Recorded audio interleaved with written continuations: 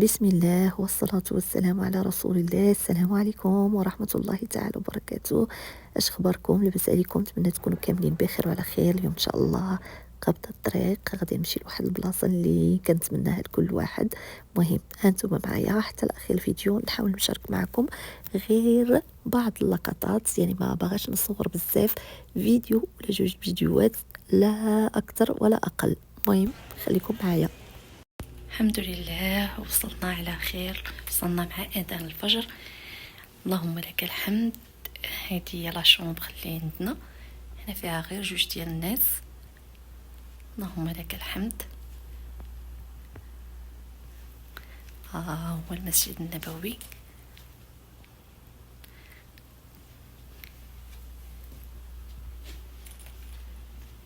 دابا نمشيو نصليو عاد باش نجيو نقادو الباكاج ديالنا ونرتاحو من الطريق. بالله والشكر لله وصلنا على خير. المهم صلينا صلاة الفجر ورجعنا تكينا شويه ارتاحينا، ومشينا صلينا صلاة الظهر، جينا تغدينا، ودابا غادي نمشي لمسجد قباء. بغيت نصلي فيه صلاة المغرب عاد باش نرجع تاني نصلي صلاة العشاء في المسجد النبوي. المهم هانتوما معايا.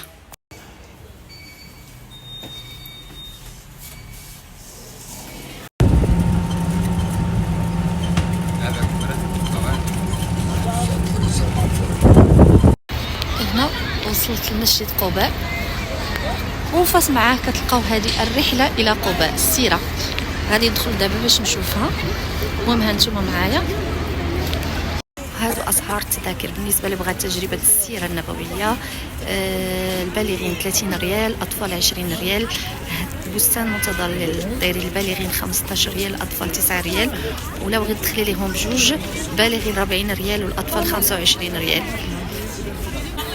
من بعد ما صلينا المغرب دابا غادي نمشي ندخل، لان كان يسحب لي غنقطع وندخل ديك الساعه عطاونا من بعد صلاه المغرب. صافي دخلنا صلينا، ودابا غادي نمشي ان شاء الله ندخل باش فرحانه بزاف، لان بغيت نعيش هاد التجربه. الله يسهل على كل واحد ويسر له.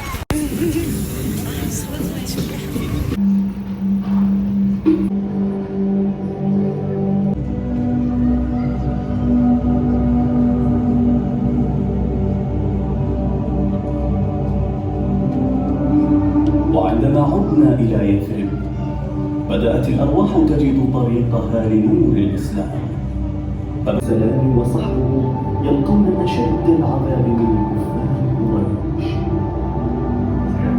ليكون الناصر لنا ونكون له الأنصار، ومخرج يقودنا إلى الاستقرار.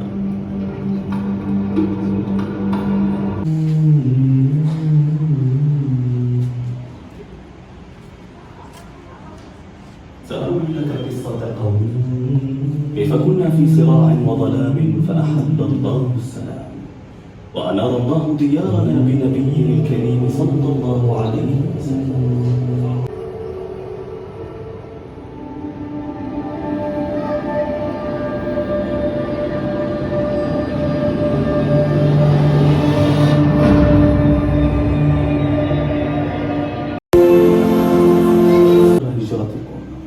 أريد سبخة ذات نخل بين لابتين. بالنسبة للتصوير راه كان ممنوع، حاولت أنني نخطف لكم بعض اللقطات ونشاركهم معكم. بالنسبة للناس اللي غادي يجيو حاولوا أنكم تدخلوا وتعيشوا هذه اللحظات، لأنها فريمون تجربة جد رائعة.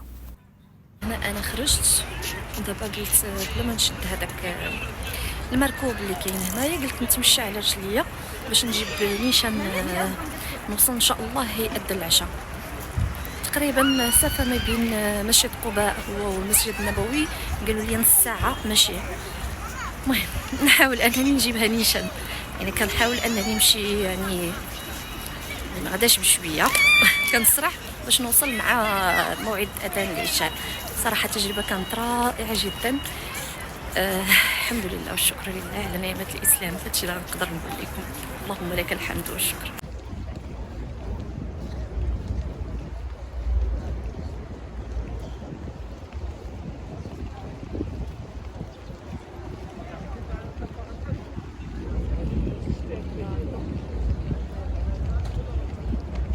7 كيلومتر.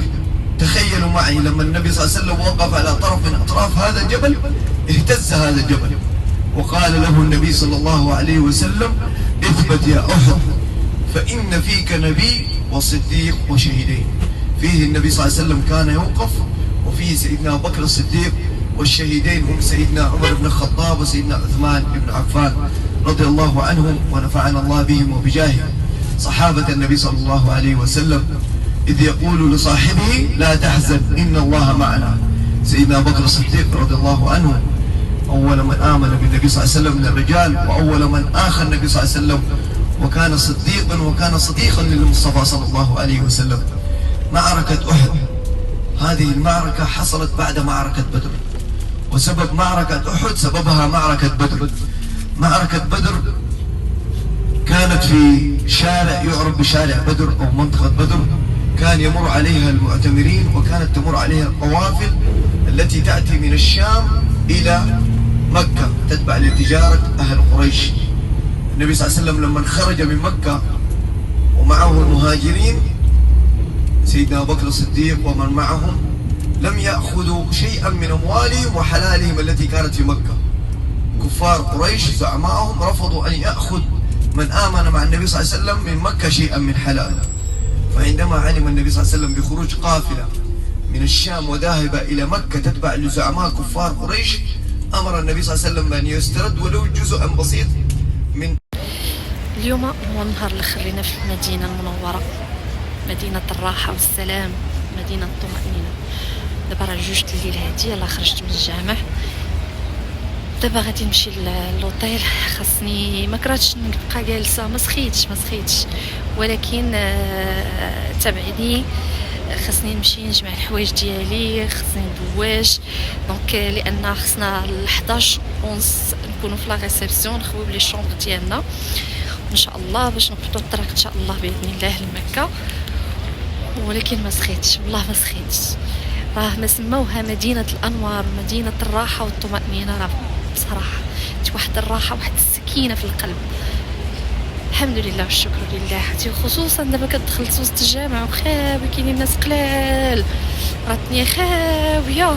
يلا دابا الناس بداو كيجيو، كاين اللي كيجي حتى لديك الجوج عاد باش يبقى يصلي وكيبقى حتى الفجر،